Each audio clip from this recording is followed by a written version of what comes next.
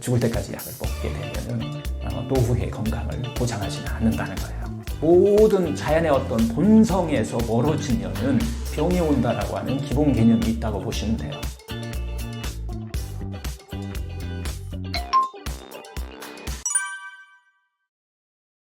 약이요, 예, 맞아요. 약이 어떤 사람은 해롭다, 어떤 사람은 약이 왜 해롭냐, 이렇게 표현하니까 문제는요, 해롭다, 해롭지 않다 이런 표현이 아니라 많이 먹었을 때 문제가 오는 거예요.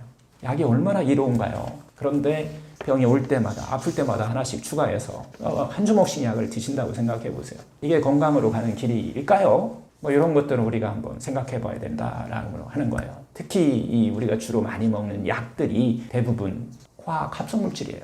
지금까지 현대의학이 나온 게 지금 어제 다른 곳에 강의를 하다가 현대의학이 언제 나왔나 이렇게 보니까 1880년대에 비로유라고 하는 이 독일의 의학자죠. 그분에 의해서 현대의학, 세포병리학이 나오면서 어떻게 보면 세포를 치료하는 그런 과정들에서 약을 이제 투여하기 시작했기 때문에 어떤 합성 화학물질이 나와서 진짜 우리 몸에 약으로서 이렇게 투약한 거, 현대의학이 시작된 것은 144년밖에 안 돼. 즉 세포는 전혀 우리하고 정말 이물질이 들어온 거예요. 그렇게 해서 우리 몸을 변화시키는 방법을 써서 약을 사용하고 있기 때문에 그것이 많이 들어가서 우리가 혈액이 탁해지거나 그렇게 되면은 그것도 하나의 독소가 된다는 거예요. 그렇게 함으로써 우리가 몸속에 약으로 먹으려고 해서 약으로 썼는데 반대로 우리 몸에 독소가 작용하기 때문에 약이 해롭다라고 이렇게 표현을 하는 거고요.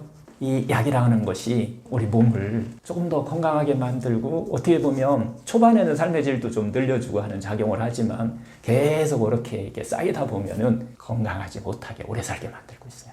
죽을 때까지 약을 먹게 되면은 노후의 건강을 보장하지는 않는다는 거예요. 병을 처음에는 조금 완화시키기 위해 시작된 이 약이 그거에 습관이 드시면 또 다른 병을 만들 수도 있고 건강하게 죽지 못하게 만드는 큰 역할을 하고 있다라고 봐도 될 것 같아요. 약에 의해서 생존율을 이렇게 높일 수는 있어요. 하지만 노후의 삶의 질, 건강을 보장하지는 절대 않는다라고 하는 것을 좀 이해하시는 것이 좋지 않을까 싶기도 하고요. 하여튼 약을 아플 때마다 하나씩 추가해가지고서 한 주먹씩 먹는 약을 드신다고 하면 이렇게 해서 제가 특히 이제 또 노인 또 요양병원을 하고 있잖아요. 이렇게 드시는 분이 건강한 삶을 사는 사람 나는 한 명도 본 적이 없어요. 약은 필요할 때 드시고 나머지는 독소가 들어간 5가지 생활 습관을 바꾸시는 거 이게 상당히 중요하다라는 이야기를 좀 드리고 싶고요. 약을 쓸 때는 급한 경우는 당연히 쓰셔야 됩니다. 하지만 건강을 보장해 준다라는 생각은 좀 내려놓으셔야 된다는 거예요. 하여튼 병이 왔다는 것은 본성에서 멀어지고 있다. 내 삶에서 어떤 생활 습관이 건강으로부터 멀어지고 있다라고 하는 뜻이에요. 다시 한번 정리하면 음식의 본성에서 멀어지고 있고 마음의 본성에서 멀어지고 있고 습관의 본성에서 멀어지고 있고 온도의 본성에서 멀어지고 있다는 거예요. 생활 습관을 바꾸라는 뜻이다. 병은 약을 달라는 소리가 아니라는 거예요. 이런 것들을 여러분들이 한번 약을 어떻게 보면 당연히 필요하죠. 하지만 건강을 위해서는 한 번은 생각해 보시고 약을 조금 내려놓고 생활 습관을 바꾸는 이런 것들을 하시면 좋지 않을까 생각이 들어요. 자연 치유라고 하는 우리 몸이 스스로 치유할 수 있는 능력이 있다라고 하는 쪽에서 바라보면 모든 자연의 어떤 본성에서 멀어지면은 병이 온다라고 하는 기본 개념이 있다고 보시면 돼요. 그래서 가공을 하면은 본성이 멀어지는 거예요. 식품의 본성은 원래 우리 몸에 효과를 내려면 9가지 영양소가 균형을 딱 잡고 있는 것이 가장 좋은 식품이고 우리를 건강을 챙겨주는 식품이다 이렇게 보시면 될 것 같아요. 보충제로 건강을 챙겨 드신다라고 하는 한계가 있는 거예요. 우리 생활 습관, 음식 생활 습관을 바꾸지 않고 보충제를 가지고서 건강을 챙긴다라고 하는 것은 건강을 챙기는데 한계가 있는데요. 이 과학자들이요, 암을 이렇게 연구하는 과정 중에서 베타카로틴 수치가 이렇게 높은 사람에게 공통적으로 암 발병률이 낮다는 것을 알아내요. 오, 잘 됐어. 이제 베타카로틴을 보충제로 투여하면은 이게 이제 암이 치료가 잘 될 거다. 그리고 암을 예방하는 효과가 있을 거다. 라고 해서 상당히 많은 식품들을 또 이렇게 추출해가고 사용하게 된 거죠. 베타카로틴 어디에 식품에 많이 들어있죠? 파프리카, 당근, 노란색 채소에 주로 많이 들어있는 것이에요. 이에 이제 하여튼 발빠른 제약업자들이 그런 곳에서 베타카로틴을 추출을 해낸 거예요. 제품을 개발해 갖고서 사람들한테 이걸 건강기능식품으로 판매를 하고 또 많은 사람들이 먹게 되는 계기가 된 거죠. 그런데 과연 이 베타카로틴이 당근의 역할을 그대로 할 수 있을까요? 여러분 생각은 어떠신가요? 저는 말이 안 되는 얘기라고 생각을 해요. 이 베타카로틴은 500종류가 넘어요. 그런데 그 중에서 이 500종류가 넘는 베타카로틴이 있는데 카로티노이드의 그 하급에 그렇게 이제 분포되어 있다고 보시면 돼요. 그래서 이 카로티노이드라고 하는 거 역시 1만 종류 이상이 이렇게 채소 속에 들어있는 거예요. 어떤 것을 뽑아서 여러분들 쓰실 거예요? 서로 조화와 균형과 밸런스를 일으키면서 우리 몸에 효과를 내주는 거고 그게 우리 몸을 치료해 주는 것이지 한 가지 건강기능식품의 어떤 성분을 갖고 병을 치료한다라고 하는 것은 아직은 비과학이에요.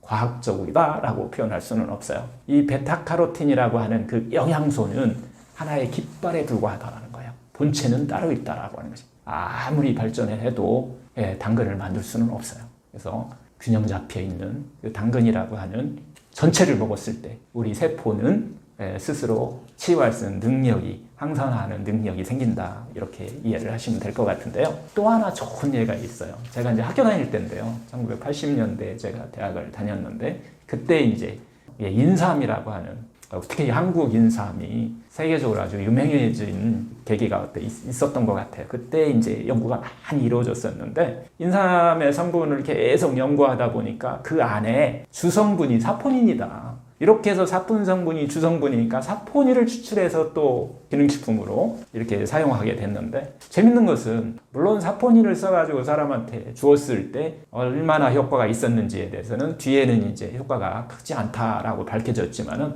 재밌는 것은 사포닌을 그렇게 해서 인삼에서 다 빼낸 거예요.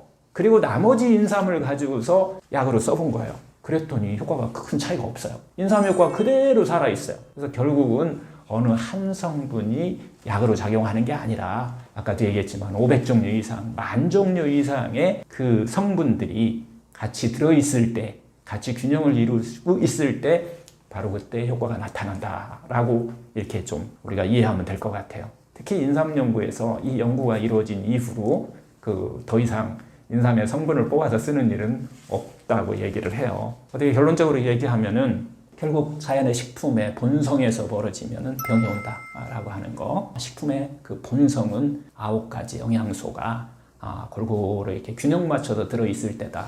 이렇게 이해를 하시면 될 것 같고요. 그런 균형 맞춰 있는 식품을 우리가 먹었을 때 세포는 드디어 항산화 작용을 하게 되고 스스로 건강을 만드는 이게 바로 세포를 배려하고 우리 몸을 배려하는 하나의 방법이다. 이렇게 이해를 하셔서 우리가 식품을 접근하시면은 아마 식품에 끄달려 다니지는 않으실 거예요.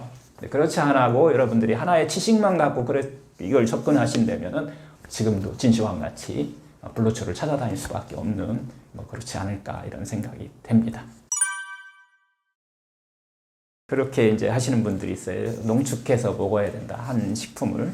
이랬을 때 가장 기본이 되는 것은 밸런스 균형이에요. 9가지 영양소를 다시 한번 또 얘기 드리는데 그 안에는 탄수화물, 단백질, 지방, 비타민, 미네랄, 물, 식이섬유, 파이토케미칼, 효소 이게 균형 잡혀서 살아있는 식품이 되는 거예요. 요것을 그대로 만들어서 농축해서 쓰신다면은 그건 괜찮다고 생각을 해요. 흡수율이 떨어지니까. 하지만 그것을 과학적으로 어떻게 해서 만들 수 있는 것은 아직은 없어요. 그러면 어떻게 섭취하는 되냐면 그분들은 즙을 내서 먹는 거예요. 녹즙을 만들든지 과일즙을 만들어 갖고 그걸 균형 있게 먹으면 그 속에 그대로 다 들어있기 때문에 그런 식으로 섭취하는 것은 아마 세포가 그렇게 들어왔을 때만 그 세포에 어떻게 보면 허기를 채울 수 있다. 이렇게 이해를 하시면은 아마 좋지 않을까. 녹즙보다 더 좋은 아니면 과일즙보다 더 좋은 이런 방법이 있다면은 저도 아마 그렇게 환자들한테 다 시킬 것 같아요. 하지만 아직은 그런 방법은 과학의 한계가 있다. 물이 부족하든가 아니면은 효소가 없거나 이렇게 가공을 하면 이런 것들이 사라지게 되기 때문에 이런 것들을 잘 균형을 맞추는 자연식품 속에 들어있는 걸 그대로 살아있게 우리가 섭취할 수 있는 그런 지혜는 현재로서는 녹즙 아니면 이렇게 진흙에서 먹는 거 이런 방법을 선택하시는 것이 좋다 이렇게 볼 수 있을 것 같아요.